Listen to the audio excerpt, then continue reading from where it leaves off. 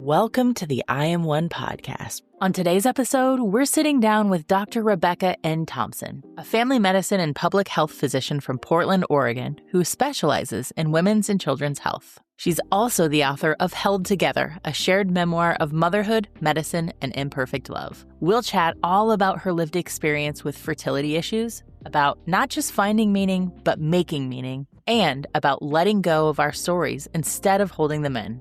We're thrilled to share this conversation with you. So without any further ado, please sit back, relax, and enjoy this episode with our friend Becca. Becca, welcome to the podcast studio. We are smack dab in the middle of the hustle and bustle of mid-December as we record this episode. And to be honest, it's really quite nice for us to take an hour to slow down from the from our wild day and enjoy sharing this lovely conversation with you today. You come highly recommended, which I think we may touch on a little bit later in the episode. We are really excited that we get to spend some time with you and for our listeners to get to know you if they don't already today. They should. Yeah, they really should. So thanks so much for being here. Oh, thanks for having me. I've been really looking forward to this. Us as well. Yeah. Let's dive right in. Would you like to introduce yourself? Name, pronouns, favorite pizza topping, whatever the people need to know. Sure. So Rebecca N. Thompson, MD, and she, her, Becca is fine. Please feel free to call me Becca, as you know. I live in Portland, Oregon with my husband and our 2 teenagers and a couple of very snuggly rescue cats. Oh. I'm a family medicine and public health physician, and most recently a writer, which is what we're going to talk about. You wrote something. No, I'm kidding. And thanks for having me on to talk about some of the stories that project is all about. But it was a really winding path to get here. And so that's, I think, what I'm looking forward to highlighting is how all of our paths can be so different from what we expected. It all makes sense in retrospect to end up where I am now, including creating Held Together, this book that we're going to talk about. And, I think it goes back to starting out, I thought I wanted to be an archaeologist, not a doctor. About high school, I decided I would be an archaeologist when I visited some really amazing dig sites in travel and was like, oh, this is what I want to do. So I majored in anthropology in college, and I discovered pretty quickly that what I really liked was the life stories aspect, like the living people's stories, more like anthropology than archaeology. I'm also terrible at being out in the hot sun all day. You're like, well. It's like, this is maybe not the best career path, but just like really getting into that origin of storytelling and appreciating the power of that, right? Yeah. What I thought was totally unrelated, the other thing I love is to be outdoors. And I was president of the outing club in college. I wanted to learn some first aid because I was leading all these trips, backcountry canoeing and hiking, winter camping, all this stuff. Yeah. And so I thought, this is really irresponsible. I'm doing this and I don't even have a first aid certification. So I gave up my spring break to do this. It's called a WOOFer, a wilderness first responder. I was out on the East Coast like you all. I was in New England. And I was like, I love this. I would fall asleep every night with the book on my chest, like, reading until late into the night. And I was completely surprised by that. Basically, that was the end of college. And, I better sort this out. I wasn't pre-med. So I ended up doing a post-bac night school program to do those pre-med requirements while working several jobs. Like I was a research assistant in a psychology lab. I TA'd some classes to pay my way through the program, like physics and organic chemistry and stuff. And I worked as an editorial assistant at New England Journal, which is New England Journal of Medicine, which was nearby where I was living. It's all coming together. Medicine, writing. That's right. But it was so messy at the time, piecing it all together. And I thought because of wilderness medicine, I thought I would go into something like altitude research. Interesting. Yeah. But what I realized is usually to do that kind of work, you specialize either in emergency medicine or intensive care, like ICU type care. Oh, right. Yeah. And those are incredible fields. I've loved a lot of what I've done in those through my rotations, but I'm not a big fan of procedural stuff. I prefer the stories. Oh. Again, it all makes sense. I mean, it doesn't, you're more interested in tell me about what was happening before this thing happened. Yeah, and when you had, how did you feel afterward? What did it mean to you? Meanwhile, somebody needs emergency care and you're like, how did we get here though? So obviously this led me to primary care eventually. And Yes. I ended up in family medicine, public health, like systems, understanding the patterns of things. And Wow. what I think of as sort of my biggest practice of medicine these days, which is translating medical experience, right? Using written and spoken words to make these kinds of complex medical topics more accessible to everyone. And to make people like more curious about the complicated experiences that we all face in health and healing and illness and disease, and recognizing that we never know what other people are going through. Oh, yeah. Sometimes it even takes a while to make sense of our own stories. Yeah. That's why listening to stories and asking questions is so important, because then you get to like closer to the root sometimes than if you were just like, well, I think you need a Band-Aid because I can see a little situation, right? Right. So that's kind of like the complicated, unconventional path that seemed very disjointed at the time, but makes complete sense now about how I ended up where I am, I think. Yeah. Well, you've done a really great job of kind of laying out how professionally how you got to where you are. I'm curious, Becca, is there a role that perinatal mental health disorders have played in your life personally as well? Yeah, absolutely. And, I think a lot of this perinatal, we think of right around and right after childbirth, right? But for me, a lot of this was in more fertility earlier than that. So part of the origin of writing Held Together was that when I was first finishing up my first part of training, another like first public health, I ended up in family medicine later, and that's part of the story. When I was finishing up my public health residency, and my husband and I were thinking, yeah, it's a pretty good time to think about starting a family, we went through this series of really complicated pregnancy losses and medical complications. And that, I can't say that it's distinctly perinatal mental health disorder. It's more like fertility related, emotional and physical struggles. Like it's a much broader umbrella, which I think almost everybody has. 1 in 5 or not, like every family has something that falls into these categories, right? Mm-hmm. And so it was really, really isolating at the time. It felt like even as a professional, I just didn't know how to make sense of what I was going through or where to turn for support. And even having like a wonderful network of friends and knowledgeable medical colleagues and access to medical care and a great partner, it was so overwhelming. Once I finally did start to sort of open up about what we'd been going through, which wasn't right away, but when I did, I realized that everybody had a story, that we don't know what people are going through. And as those stories came out, that shaped everything about my personal life and changing the course of my life in a way, right? Because that's what led me to want to talk about these stories and to go back and do that second residency in family medicine to help other women and families with the kinds of things that I'd learned about and figured out going through them myself. Right. Yeah. It changed the course of everything and my practice too, right? Mm-hmm. Okay. Can I ask a personal question? Yeah. Got an hour? I know, right? Yeah. Good news. We've got you for an hour. No. What should people know about these like complicated losses? Like, was there anything that sort of was a through line through it all? Or was there like a turning point in the course of these losses that like eventually led to all of this change for you? Yeah. I remember it was sort of a general sense of letting the story go and sharing it starts to feel easier than holding it back and protecting it. There was this kind of shift. And I can't say that came at one specific moment, but it did happen kind of like abruptly. And I do remember, and I write about this in the book, leading up to Shreya's story. My husband and I were out to dinner with a friend and her husband. This is Shreya and Kyle. And we were kind of in the midst of all these complications, waiting to see what was going to happen and what other treatment I might need and how bad it was going to be. Mm-hmm. Started having this conversation with her. She and I did, and our husbands are talking off to the side about something else. And she asks if we're going to have kids soon. And I was like, I wasn't sure what to say, right? And then I kind of like, hesitant and like, maybe, I don't know. And she started talking, they were talking about international adoption. And I was like, well, what about you? Like, did you think about having biological kids or like, why did you choose adoption? What's your story? And I thought I knew this person. Like we were good friends. Yeah. She all of a sudden was just like, oh, we can't. Like, wait, what? And just launched into her whole story, which was amazing and painful and beautiful. And I feel like this was the first time I look back on this as the first time that I really understood that sharing my story with someone else who could truly get it could be healing rather than like terrifying or too overwhelming. She just like she got it. Our stories were so different, but the themes were so similar. Like, I felt this too. Yeah.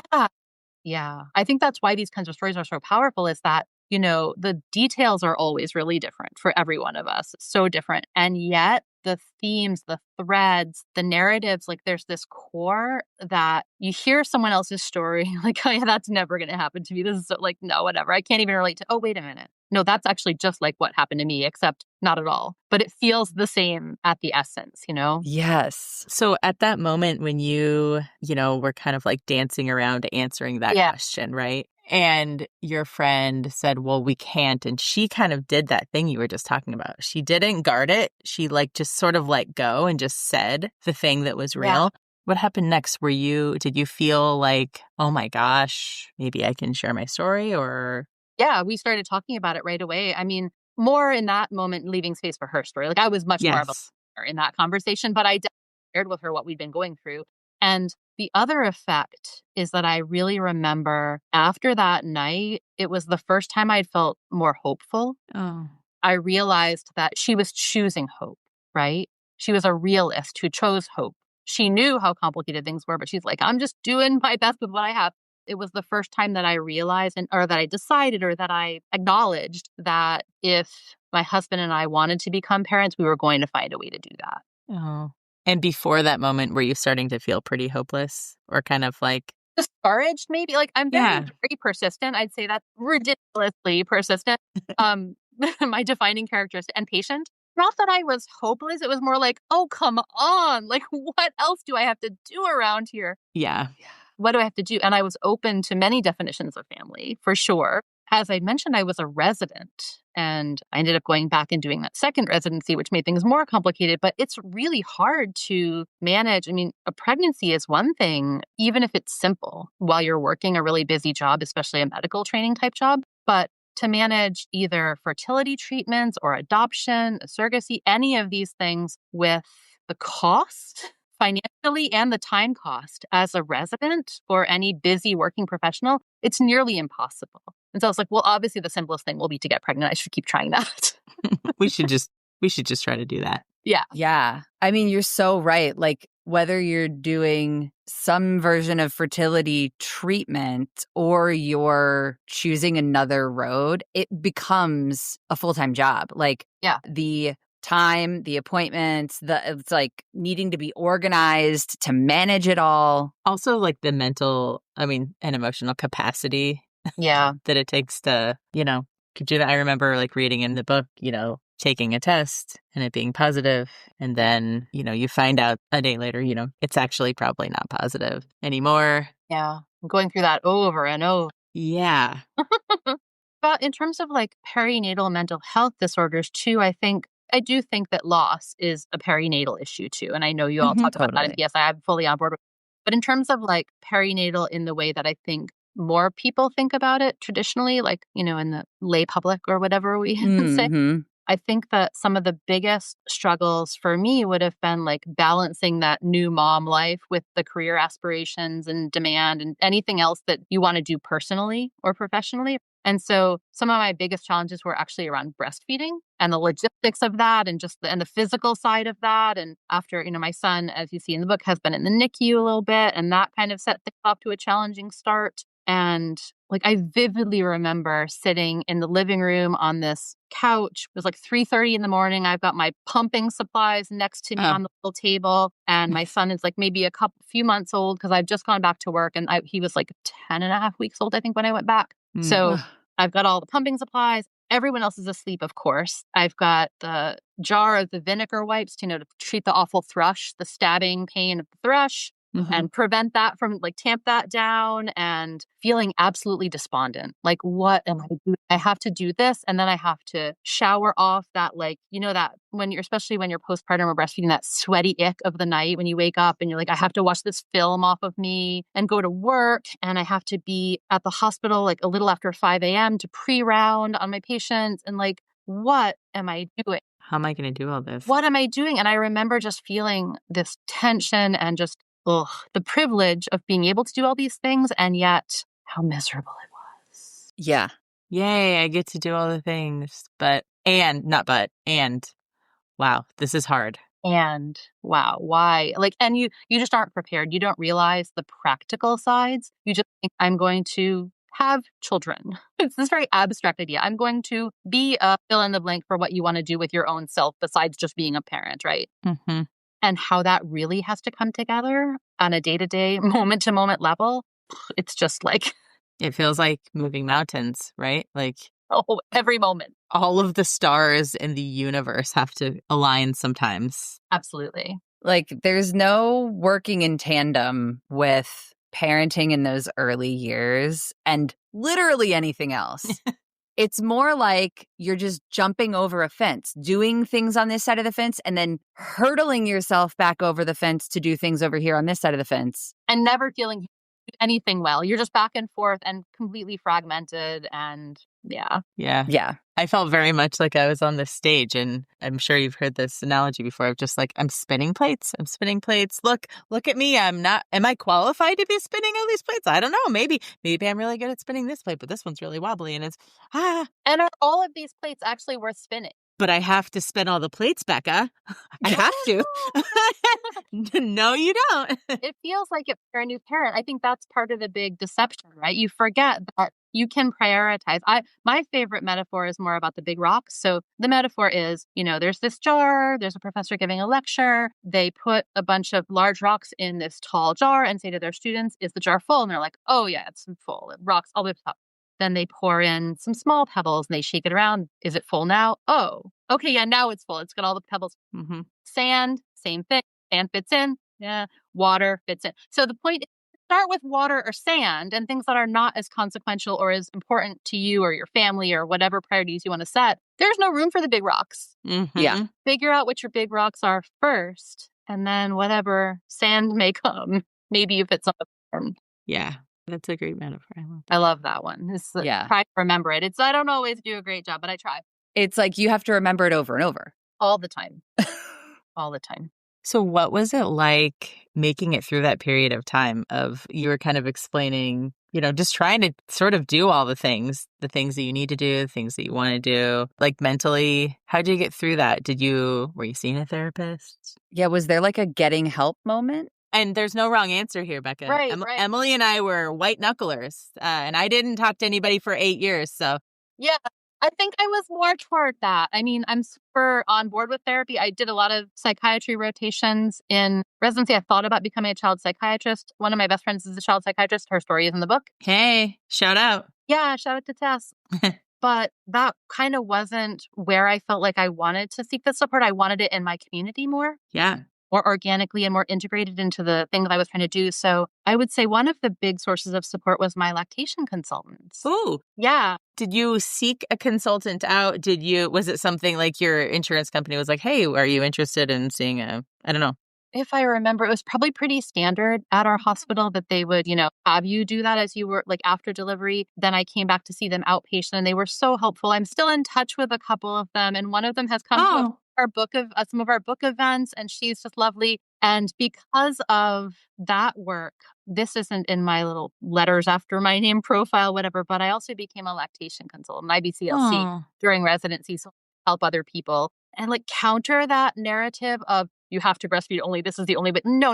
Like, what is best for your family? Infant feeding, it's not only breastfeeding, it's infant feeding. Like, let's get this situation. What are your goals? Let me help you meet them. Mm-hmm. Yeah. That was one of my biggest supports was like, they were just such lovely people, these lactation consultants who helped us and just so like putting things in perspective, but also practical. I like that balance of kind and practical, helpful strategies, but also just supportive in general. And then I think starting to talk more by the time we had our first baby, I had been talking more with my coworkers, especially like sharing about what we'd gone through to get to him. And I just didn't hesitate at that point when people would comment about new baby, like, oh yeah, well, it took a lot to get here. And that opened the door. And I heard all these stories from my coworkers, and this is all midlife women. So almost everybody had a story. And whereas I felt like when you're starting to think about trying, I was at least hesitant to talk about that because then you're maybe seen as committed to your profession or what. Like there was none of that because like you have the baby's right there. It's but then you can talk about how you got there. And so just building that community, talking with my coworkers, and feeling like, again, that's what brought me in my professional life to go back and do this additional training in women's health and children's health and family medicine. Seeking help for me was actually about giving help to others. Oh, yeah. I talk about in the book how we really heal ourselves by healing each other. And I found that to me, having that kind of purpose, that purposeful work was what I needed to choose that this would all have meaning. Everything I'd been through, it was worth it. It had meaning. Becca had nice peer support. Oh man, I think that's like key for lots of folks. Mm-hmm. Whether you are talking to a therapist, working with a psychiatrist, or white knuckling it. Yeah, I know that for all three of us, connecting with other people was so helpful. So during this period of time, did you know about PSI? Does this come on later? How did you first hear of PSI? How did we get on your radar? Yeah, so all the things I was talking about before were happening like between 2007 and 2009. Okay. Right. 10 years later, I learned about PSI the same way I learned about your fantastic podcast. Oh. Through Wendy Davis herself. Shout out to Wendy Davis. Yeah. So I was at a women's health conference out here hosted by the medical school out here in Portland in fall of 2019. Wendy and I just happened to sit down together at lunch. You know, I vividly remember just like starting to chat with this nice woman on my right, random person I'm sitting next to, introducing each other just by our first names and chatting. Never heard of PSI, but we just immediately connected. Like we just had a great conversation. I don't remember at all what we talked about, but I remember just feeling like, oh, this is definitely someone I'm going to stay in touch with. And so we have stayed in touch, and she's been just the biggest supporter of Held Together in cheering us on from like the moment she first heard about it. And we were so honored. We invited her to host the launch that we had at Powell's Books out here, the iconic. Shout out to Powell's. Powell's, love it. So Wendy was sort of a moderator, and we had a panel of myself, Devora, Anna, and Kelly, who are some of the collaborators in the book. And Wendy kind of led us through a conversation about the threads among our stories, and it was so beautiful. I'm so jealous I wasn't there. Yeah, me too. I have FOMO.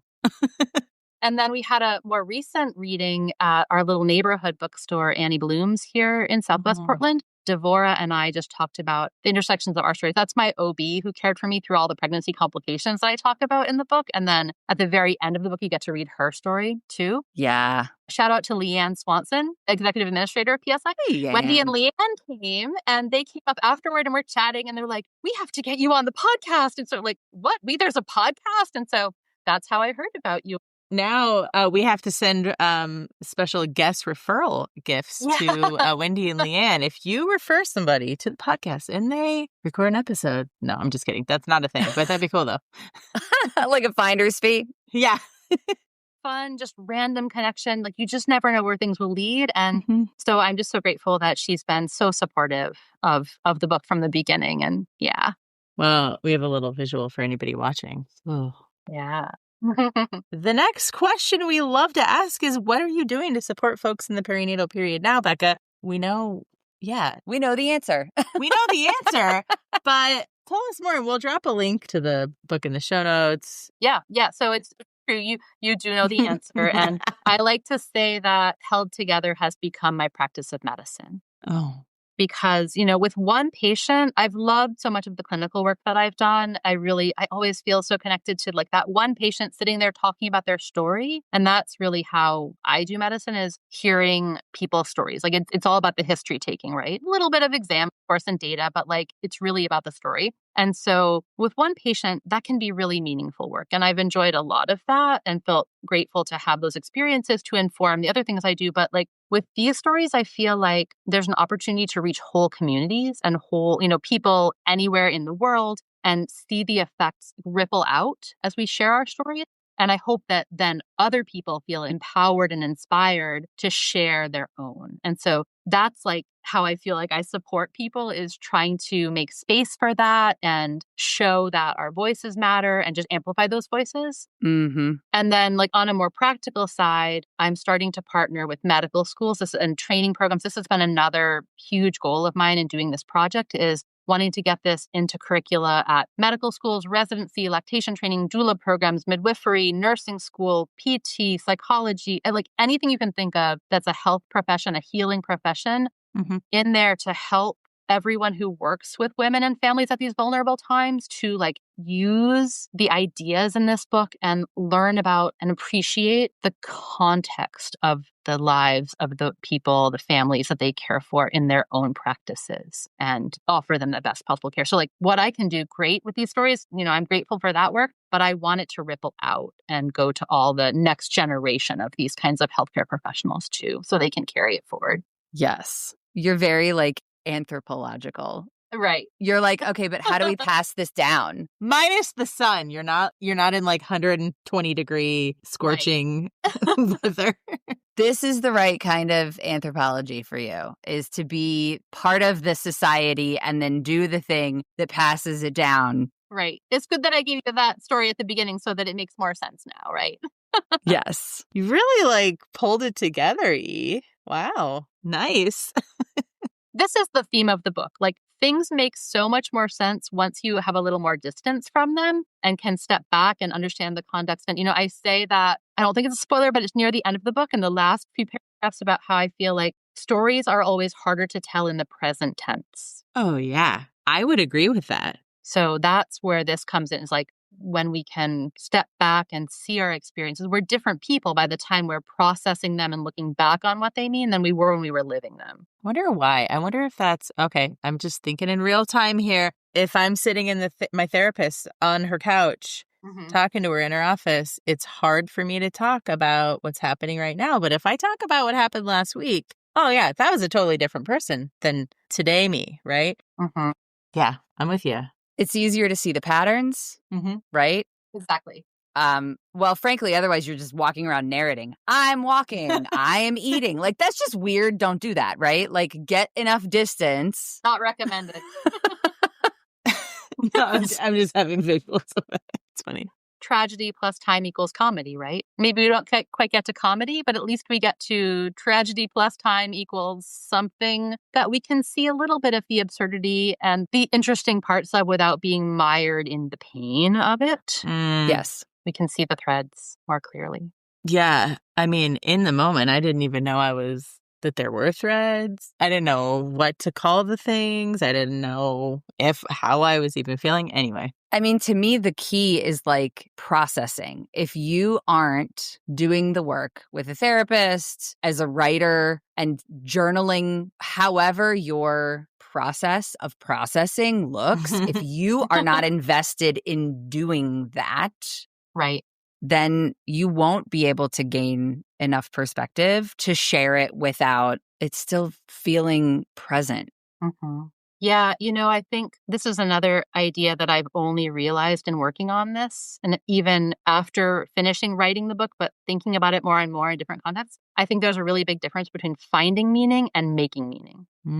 We can go and say, oh, it feels like too many cliches if we just say we're finding meaning in our stories or in our experiences. But when we actively choose, looking back, to decide to interpret things a certain way and decide what they meant to us and decide what lessons they can give us, even if we didn't wish for those lessons, but what can we take from it intentionally? I think that's really different from the passive idea of finding meaning. And that's kind of what I feel like you're talking about, Emily. Absolutely. Absolutely. Because it's the difference between feeling resigned to whatever your parenting journey has looked like and being able to find a sense of purpose or a lesson or something that you can take willingly from the experience. And sometimes you have to make it yourself. It's just not there to be taken or found. You have to create it. Absolutely.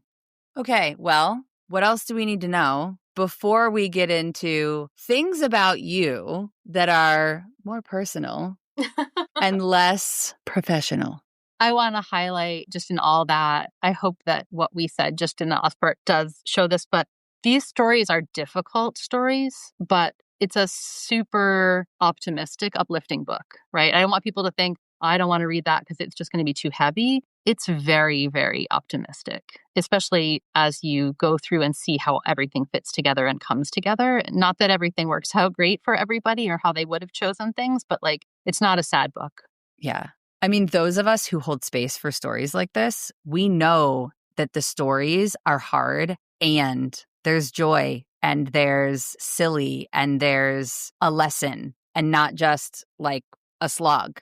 I would say they're not even a slog, really. They're not. You get to travel alongside this person. It's like you're experiencing this monumental thing with her and you're just walking beside her as her friend, you know? Mm-hmm.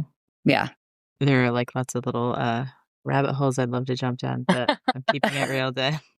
It reminds me of every podcast episode. I mean, every single one is different. We are laughing, giggling in every episode. And many of them, I'm totally like, you know, we're like wiping tears there. It is. It can all exist together. And yes, exactly. This idea held together. We can hold. Spoiler, that title has many layered meanings. I love the title. Yes. One of them is that we can hold as people, as women, as humans, as mothers, as parents. We can hold many complicated ideas. It's okay. They can be true simultaneously. Yeah. Both and all that. Yes, and. Mm-hmm.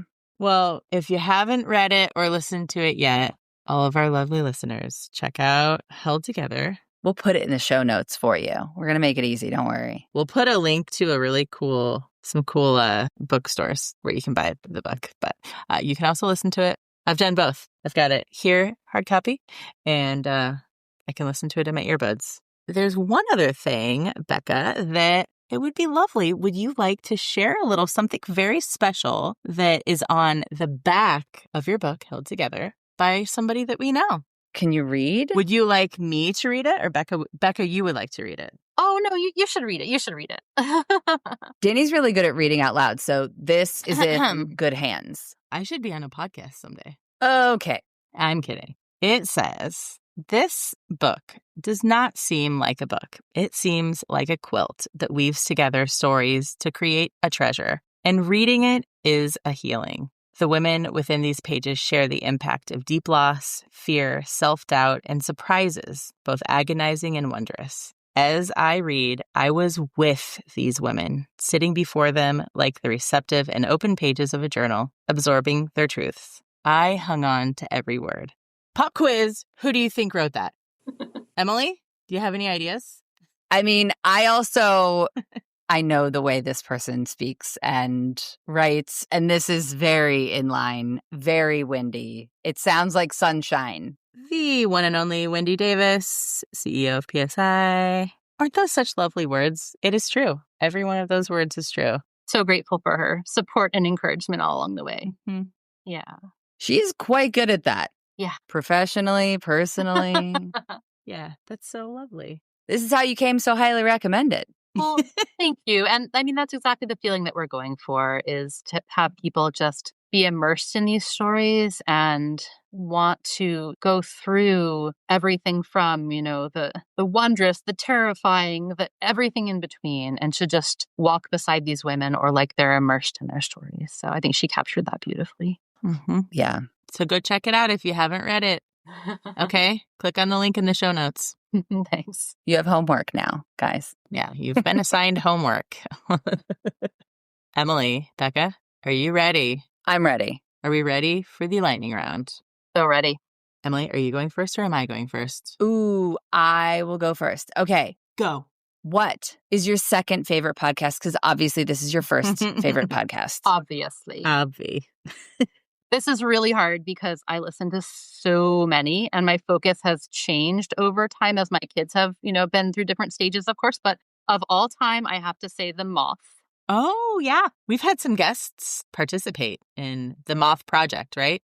Oh, It's a huge project. I mean, they've got books about so basically this is a storytelling collaborative. They have a lot of live events. They have local events in small kind of coffee shop type venues, and they have the main stage where they come to the bigger kind of literary arts type organizations and hundreds of thousands of or thousands of people in a room with the kind of polished, more fancy stories. wow. What I love about them is they make storytelling accessible to everybody. And they allow people, they remind us that like allowing vulnerability can really change the world. Yeah.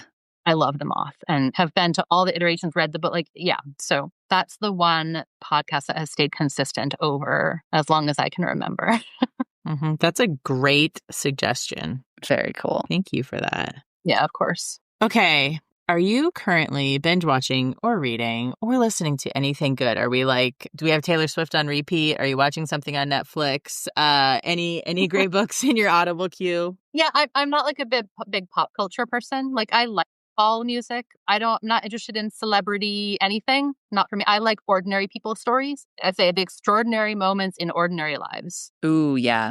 But the first thing that came to mind with this idea was that we've really been enjoying rewatching as a family some of those series, like now that the kids are old enough to appreciate them. And how old are they now? So I've got 14 and 16. Those are good ages to watch some classic shows. Our favorites lately have been over the past, year or so. I'd say The Good Place, Arrested Development, Ted Lasso, of course. Oh, yeah. Right now it's The Office, which I think is my like third or fourth time watching The Office. In fact, we were watching The Office when I went into labor with my first child. So it was a Thursday night. So it used to be when you watched it when it actually came on television.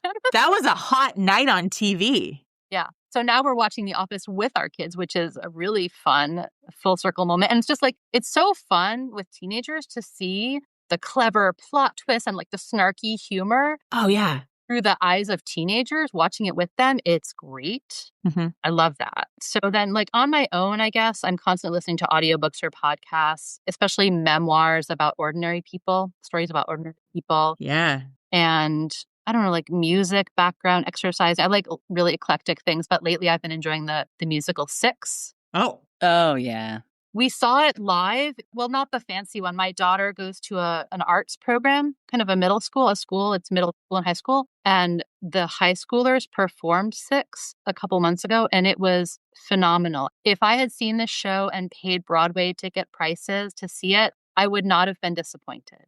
wow. I'd never given the show any thought. We just went like, oh, I will get some tickets. It's a little school performance. Yeah. It blew me away. And so now I just love to listen to the soundtrack and remember their performance. And anyway, that's what I've been doing lately. Cool. Those songs are catchy. So good. They really are. Very cool. Okay, as a fellow parent of teenagers, I am very interested in your answer to this question. Do you have a favorite parenting hack? What's working right now? Yeah. Okay. I have two levels on this one. Okay. The granular level. And I don't think this has changed, but I've gotten better at it as the kids have gotten older. Batching everything. So like what I mean by that is I never chop or cook something without chopping or cooking something else for the next few days. Oh. Okay. Yeah, sure.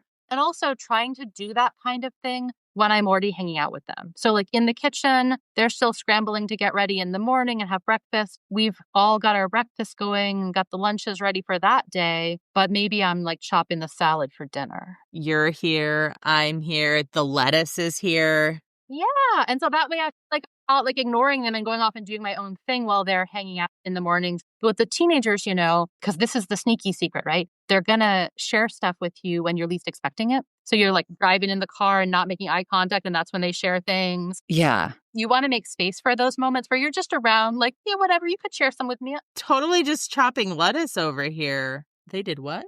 And I'm barely listening. Yeah, totally. Yeah. So that's my granular level. Like, I don't know if it's a hack, but that's like how I do things without getting angry about having to constantly food prep. And I want to say my husband is a good partner and all. Like he does a lot of the work too.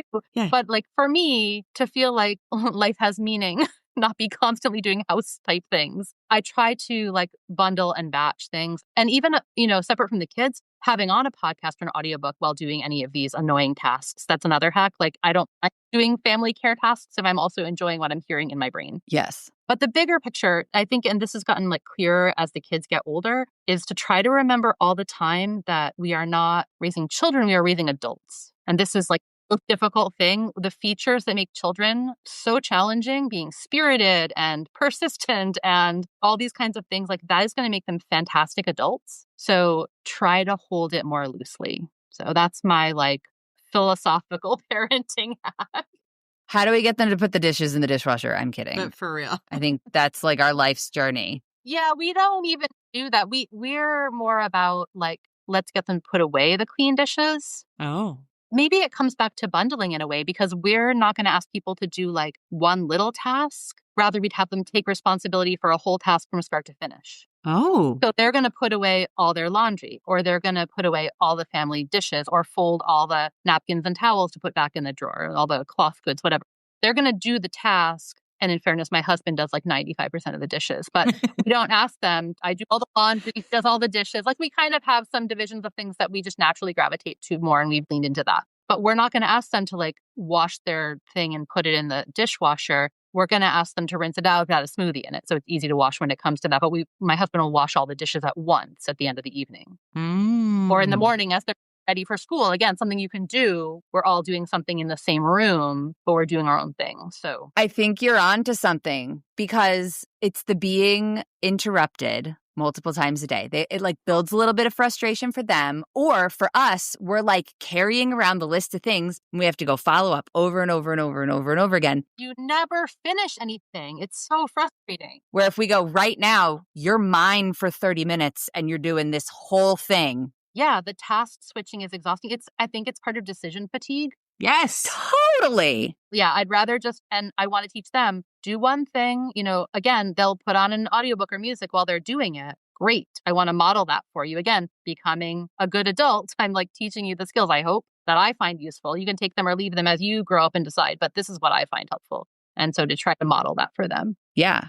Well, since this is so fast, I'm going to ask a follow-up question. This is not fast. Lightning round. Do you... Yeah, the lightning round. Do you switch tasks? Like, do you switch who's doing certain tasks so that the kids have practice? I'm just thinking, like, I've got some kids that are about ready to, like, quote unquote, be adults in a couple of years. I'm practically an adult. Like, okay. Like you said, we're not raising kids, we're raising adults, right?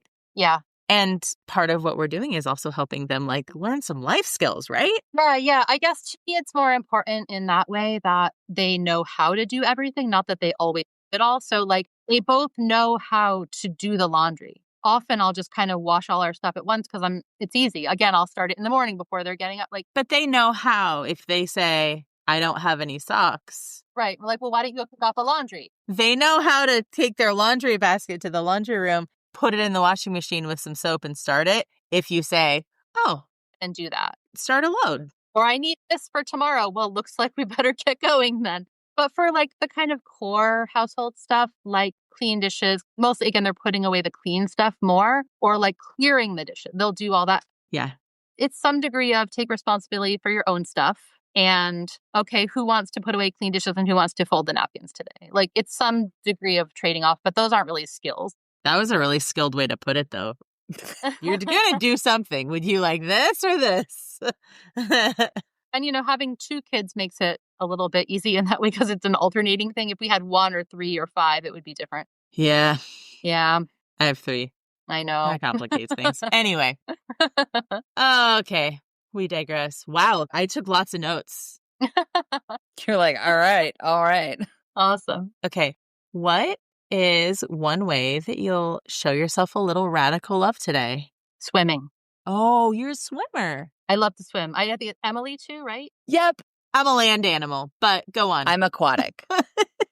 Any season of the year, in the water all the time. I've been listening to 6 while swimming, if not a podcast. This morning it was podcast, one of your podcasts to like warm up for the fun. Yeah. Okay. But often it's 6 because it's a great variation in tempo. Yeah. those bone conducting headphones that are like so exercising for the pool. So I love to swim. Wait a second. You have headphones that you can wear in the water? I mean, I don't know. I don't know anything about this. Do you have these, Emily? They go on like a bungee cord.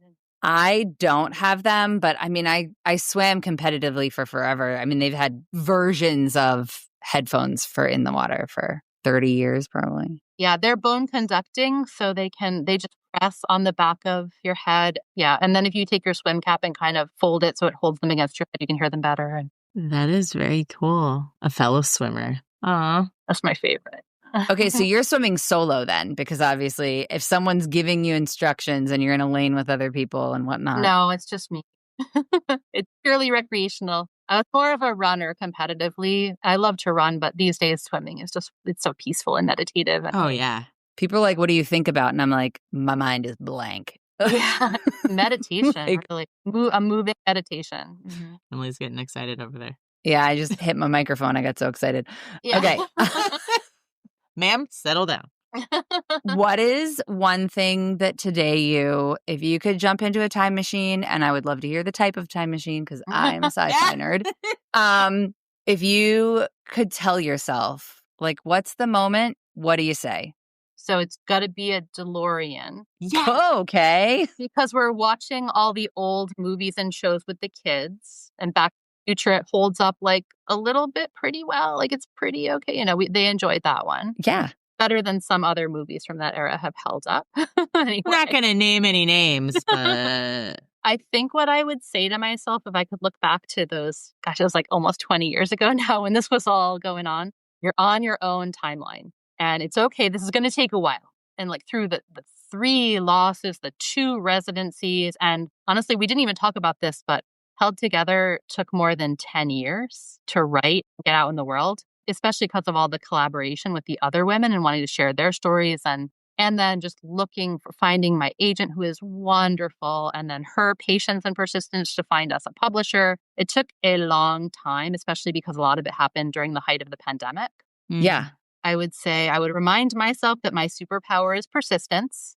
So just keep at it and that little things add up. So like being patient and whittling away at my goals, building things up little by little, and all the changes and the setbacks, everything would come together. Like it didn't make sense at the time, like I was saying earlier, but it would bring me to this place where I get to do this absolutely incredible work of advocating for women and families and sharing these stories and like the big picture of all of this. Just like the small moments can add up in our lives, our individual voices are so much stronger when we stand together. So I would say to myself and to anyone struggling right now, like just start where you are now. Keep going. Don't judge it. Just do it and surround yourself with others who believe this too.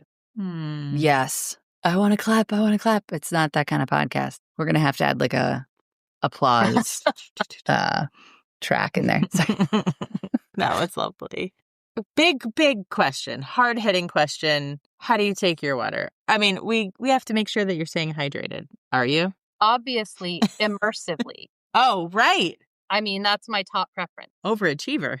Sheesh. I guess for drinking, okay, conventionally. Yeah. I'm always going to have like some kind of a water bottle around when I'm writing or out and about, but usually it's going to have like a little bit of that mellow flavoring, like a citrusy drink kind of thing, or it's going to be some tea that so after my half calf in the morning, I'll like make a thing of iced tea for later in the day and the rest of the day, non-caffeinated something to just have to stay hydrated. So like a big mason jar of that. I'll usually have a couple of those in the fridge, different flavors going. Very cool. But preferably swimming in it. Yeah. Fair enough. Becca, if anybody would like to get a hold of you, is there a good way to get a hold of you? Would you like people to not get a hold of you? What do you think? Don't call her. She'll call you. Yes, people are welcome to get a hold of me. What I really want them to do is get a hold of the book and read these stories because it's not about me. Like, fine, great. Yes, connect with me so I can talk with you about these things. But like, I really don't care if anyone remembers my name or not. I want these stories to get into everybody's hands and just have people feel seen and share their own stories with each other. But that said, yes, I have a website. So it's just my full name without the MD. So RebeccaNThompson.com. Everything is there, including socials and all that, and podcast and media coverage. You can read the reviews, the blurbs like Wendy's and other beautiful. Yeah, you got some good blurbs. So you've got some great blurbs. It's quite an honor and humbling, like so rewarding to be able to do that. A lot of them, I'd say most of them were through just cold emailing people and building relationships over years. Wow. I think all of them I just sought out myself, not that like my publishing team found them. I just started emailing people way ahead of time and asking and persisting. Not all of them came through that I requested, but the ones that did are just like, oh, I couldn't be more grateful. Yeah. That's why it pays to do things on your own timeline. Right? Oh, because I started so early. You got to be on your own timeline. I started a couple of years before the book was coming out. I started trying to seek blurbs. You can also on the website, you can read the whole introduction for the book and find some excerpts. You can find the audiobook sample. Another thing I want to highlight, I mentioned about student teaching, medical students, residents, nursing programs, all of this, PSI trainees. You can find all of the discussion guides. We created these discussion guides for book clubs and teaching settings. There are a couple dozen different versions on themes, on topics you can focus on, looking at a few of the chapters or specific to medical trainees, all the different ways you might explore the book. There are, a couple dozen docs you can download there. And if anybody, especially in the PSI community, wants to reach out to talk about a collaborator and or myself to join you for like a virtual book club or a teaching session with the health profession students you might work with or other professionals, like if you have a group of your own like friends who are in this space doing this work, I would love to Zoom in and join you locally out here in Portland. And I've loved being on all these podcasts. There's like a whole list of the podcasts and different press we've had. And of course, if you want to get the book, we are trying to support PSI with it as well. So on my website, there's an order page. It's an order here. There's a link on like every place so that people will go do that. Within the order page, there are a couple of links that send a portion of the proceeds to PSI. Yeah. Thank you. Wow. If anybody is financially able to support the project, it will send a portion of that right to PSI. Or if people would like a signed copy, especially, then that bookstore, Annie Bloom's that I mentioned, they have signed copies. It takes a little time to get them mailed out, of course, because they're like, Becca, we need you to come sign more books. Yeah, right. Yeah. So that keeps happening. But I think they're down to like 3 copies at the moment. So they got to get some more for the holidays. But anyway, if it's not as much of a time issue, then we can get you a signed copy anytime from my neighborhood bookstore too. That is fantastic. We love supporting local. So that's great. So I just hope that, of course, I want people to get a hold of me and read the book and all, but I hope, even more so, that people will start reaching out to each other because of these stories and connecting with each other and sharing stories, and that they will feel compelled to, take this book and, press it into the hands of a friend. Oh. Yes. That's the kind of feeling I want, the spirit behind this, and that it will feel like that quilt that Wendy Davis referred to, that it wraps us all in this comfort and companionship and reminds us that we're part of something bigger. Wow. Oh my gosh. Well, Emily, with that, would you like to take us out? Why, yes. Thank you so much. Okay. Now I understand why you came so highly recommended, because thank you. Not only are you equally a fan of telling stories and holding space for stories and the importance of being able to hear parts of yourself reflected in someone else's experience, you're a fan of water, same. And to me, the favorite takeaway from today's episode is the idea that we are really all on our own timeline. And I think so much of this perinatal experience feels like we want to rush through it. We want to rush through the hardship of infertility. We want to rush through sleepless nights or issues with breastfeeding or the postpartum depression. And there is absolutely something to be said for being on our own timeline. So thank you. Thank you so much for teaching us this. My pleasure. It's been so much fun to talk with you. Thanks for tuning in to the I Am One podcast. Check out today's show notes where we'll drop links to all the important things that we mentioned in this episode. Please consider sharing about I Am One on social media and following and rating our show wherever it is that you listen to podcasts. It only takes a minute of your time and, well, that'll help our collective mission of bringing resources and local support to folks worldwide. From everyone here at PSI, Thanks again for listening.